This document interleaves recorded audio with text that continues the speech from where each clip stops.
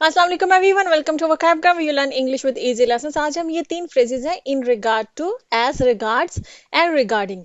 इन तीनों में डिफरेंस समझेंगे कि इन तीनों में क्या डिफरेंस है, इनका क्या मीनिंग सेम है या इनमें कुछ फर्क भी है, वो समझेंगे आज के लेसन में। और ये समझेंगे कि इनमें कौन सी कॉमन मिस्टेक्स हैं जो स्टूडेंट्स अक्सर करते हैं। ठीक है, तो चलो शुरू करते हैं। पहले हम देखते हैं in regard to. In regard to का क्या मतलब होता है? जब हमने किसी टॉपिक के बारे में बात करनी हो ना, उसको इंट्रोड्यूस करना हो, उस बात को शुरू करने से पहले, कोई भी टॉपिक आपने करना है तो वहां पर उस बात को शुरू करने से पहले लोग इन रिगार्ड टू जो है वो उसको लिखते हैं।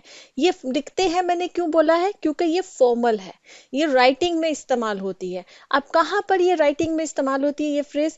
आपको ईमेल्स में मिलेगी, बिजनेस लेटर्स जो होते हैं, एकेडमिक राइटिंग जो होती है। ठीक है, तो फॉर्मल जो भी फ्रेजेस या वर्ड्स होते हैं वो ज्यादातर जो आपकी ऑफिशियल राइटिंग होती है। ऑफिशियल राइटिंग कौन सी होती है? जैसे बिजनेस लेटर्स जो होते हैं, जो आपके वर्क प्लेस पे, ऑफिस वगैरह में जो इस्तेमाल होती है इंग्लिश, उसको हम कहते हैं बिजनेस जो इंग्लिश होती है। ठीक है, ईमेल्स वगैरह जैसे होती हैं, जब आप ऑफिस में होते हैं, ईमेल्स लिखते हैं अपने कोलीग्स को या किसी को भी। ठीक, तो वहां पर आप इन रिगार्ड टू वहां पर आप शुरू करेंगे। जब आपने किसी टॉपिक के बारे में बात करनी है तो वहां पर ईमेल में या बिजनेस लेटर्स में आप इसको लिख सकते हैं। जैसे इसका सेंटेंस मैं बताती हूँ। In regard to your complaint we apologise for the inconvenience. अब आपने ये कहना है कि आपकी कोई भी, आप किसी कंपनी में काम करते हैं, वहां पर कोई कंप्लेंट आई है आपकी प्रोडक्ट कंपनी की या सर्विस के मुतालिक, और आप उसको रिप्लाई कर रहे हैं। तो वहां पर जो है आप ये जुमला उस कंप्लेंट के बारे में, चूंकि आपने बात शुरू करनी है, तो उसको शुरू करने से पहले आप इन रिगार्ड टू लिख सकते हैं कि in regard to your complaint, कि आपके जो भी कस्टमर्स हैं उनको कह सकते हैं कि भाई आपकी जो कंप्लेंट आई है उसके मुतालिक ये बात है कि we apologise for the inconvenience. Inconvenience का मतलब होता है कि जो थोड़ी सी डिस्टर्बेंस किसी इंसान को फेस करनी पड़ जाए। ठीक है, तो आपको जो ये थोड़ी तकलीफ उठानी पड़ गई है क्योंकि हमारी जो भी सर्विस है उसकी वजह से या हमारी जो प्रोडक्ट है उसकी वजह से, तो हम अपोलोजाइज करते हैं। तो इन रिगार्ड टू मैंने आपको बता दिया कि फॉर्मल है और किसी टॉपिक को शुरू करते वक्त इस्तेमाल होती है। जैसे कि in regard to your question the answer is yes. ये भी आप किसी ईमेल में या किसी लेटर में लिख सकते हैं कि आपका जो सवाल है उसके मुतालिक ये बात है कि उसका जो जवाब है वो हाँ है। ठीक है, इस तरह से इसका बनता है। या जैसे कि ही submitted documents in regard to the investigation.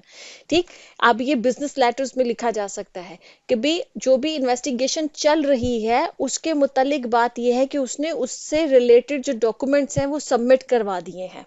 होता है ना, कभी कभी ऑफिस में किसी किस्म की कोई एम्बेजलमेंट हुई है और उसकी कुछ इन्वेस्टिगेशन चल रही हो, तो उनसे कोई ऑफिशियल डॉक्यूमेंट्स या प्रूफ्स मांगे जाते हैं, तो वहां पर ये कहा जा सकता है या लिखा जा सकता है। ठीक है, अब आ जाते खैर एज रिगार्ड्स। अच्छा, एज रिगार्ड्स को बोलने से पहले मैं आपको बता दूं जो कॉमन मिस्टेक मैंने नोटिस की जो अक्सर लोग कर देते हैं इन रिगार्ड टू से, कि वो इन रिगार्ड टू की जगह पर इन रिगार्ड्स टू लिख देते हैं। वो रिगार्ड्स वहां पर सिंगुलर है, रिगार्ड, ये जहन में रखना है। और ये जो सेकंड फ्रेज है ना, एज रिगार्ड्स, ये प्लूरल है।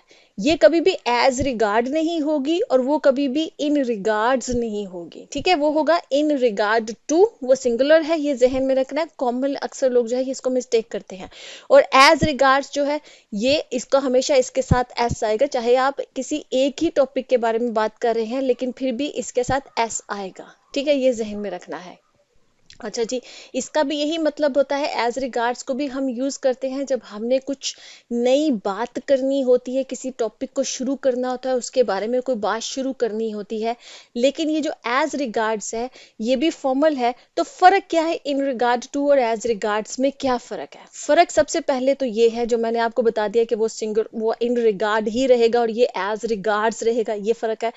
एक और फर्क ये है कि ये ब्रिटिश इंग्लिश में इस्तेमाल होता है और आजकल की हमारी जो स्टैंडर्ड इंग्लिश है उसमें थोड़ा कम इस्तेमाल होता है।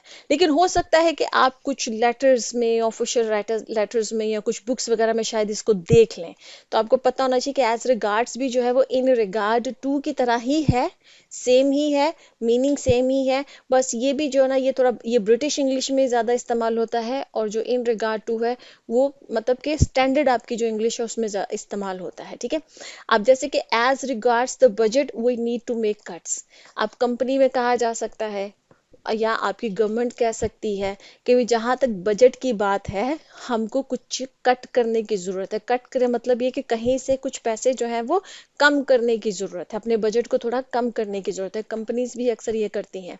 इसी तरह से एज रिगार्ड्स योर एप्लीकेशन, जो आपने एप्लीकेशन दी है उसके मुतालिक बात यह है कि it is still under review, कि ये अभी भी जो है वो अंडर रिव्यू का मतलब ये है कि उसके बारे में अभी भी जो है वो गौर फिक्र जारी है। ठीक है, जिसके पास भी है वो भी देख रहे हैं, उसके बारे में कोई फैसला नहीं हुआ है। ठीक है, इसी तरह से as regards the meeting it has been postponed, कि जहाँ तक मीटिंग की बात है तो वो पोस्टपोन होगी। अब ये ईमेल्स में जब जो भी लोग जो मीटिंग में आने वाले थे अगर पोस्टपोन होती तो अक्सर आपको ईमेल लिखना पड़ती है उन सबको इन्फॉर्म करने के लिए, तो वहां पर ये जुमला लिखा जा सकता है। ठीक है, लेकिन ये ब्रिटिश इंग्लिश में इस्तेमाल होता है, ये जहन में रखिएगा। और इन रिगार्ड टू जो है वो स्टैंडर्ड है, वो हर जगह पे इस्तेमाल होता है।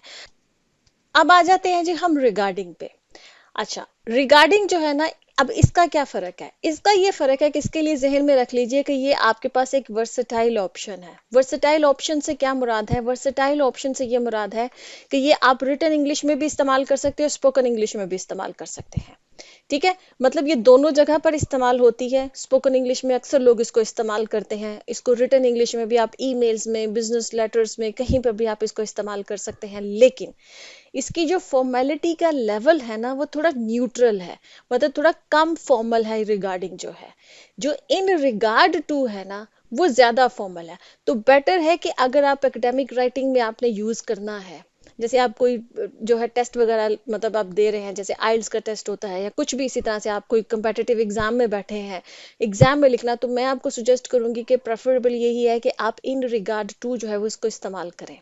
और अगर आप कोई इंटरव्यू में है, आप इंटरव्यू दे रहे हैं, वहां पर चूंकि आपने इंग्लिश बोलनी है तो बेहतर है कि आप वहां पर रिगार्डिंग इस्तेमाल कीजिए, क्योंकि ये थोड़ा फॉर्मल भी है लेकिन स्पोकन इंग्लिश में भी इस्तेमाल हो जाता है। ठीक है, तो बेटर है कि इंटरव्यूज में आप रिगार्डिंग को इस्तेमाल करें। ठीक है, ये मेरी सुजेशन है। आप रिगार्डिंग को देख लेते हैं। रिगार्डिंग योर ऑर्डर, जहां तक आपके ऑर्डर की बात है या जो भी आपके ऑर्डर के मुतालिक बात है कि इट विल अराइव टुमारो, ये कल आपको मिल जाएगा। ठीक है, आपने कहीं पर अपने कस्टमर्स को बताना है, कहीं से इंक्वायरी आई है तो कि भी मेरा ऑर्डर कब मुझे रिसीव होगा, तो वहां आप, अब चूंकि ये स्पोकन इंग्लिश में भी इस्तेमाल होता है, तो वहां आप रिप्लाई कर सकते हैं कि रिगार्डिंग योर ऑर्डर मैम या sir it will arrive tomorrow. ठीक है, ये कल पहुंच जाएगा। ठीक है, इसी तरह से she sent an email regarding the schedule change, उसने स्केड्यूल जो चेंज हुआ, किसी भी चीज का, कोई मीटिंग का स्केड्यूल चेंज हुआ या कुछ भी चीज का स्केड्यूल चेंज हुआ, तो उसके बारे में उसने क्या किया है, ईमेल सेंड की है। किसके मुतालिक? जो स्केड्यूल चेंज हुआ है उसके मुतालिक। ठीक है, रिगार्डिंग द इवेंट, जहां तक इवेंट के बारे में बात है, टिकट्स आर सोल्ड आउट, जो उसकी जो टिकट्स हैं वो अब सारी की सारी जो है वो बिक चुकी हैं। कोई आपसे इंक्वायरी करता है, आपकी कंपनी का कोई इवेंट हो रहा है कुछ भी, तो वहां पर आप उन इंक्वायरी में ये जो रिप्लाई में आप बोल सकते हैं। ठीक है, तो आपको आई होप कि आज का लेसन जो है वो समझ में आ गया होगा। रिगार्डिंग न्यूट्रल है, आप रिटन इंग्लिश में भी इस्तेमाल कर सकते हैं, स्पोकन इंग्लिश में भी इस्तेमाल कर सकते हैं।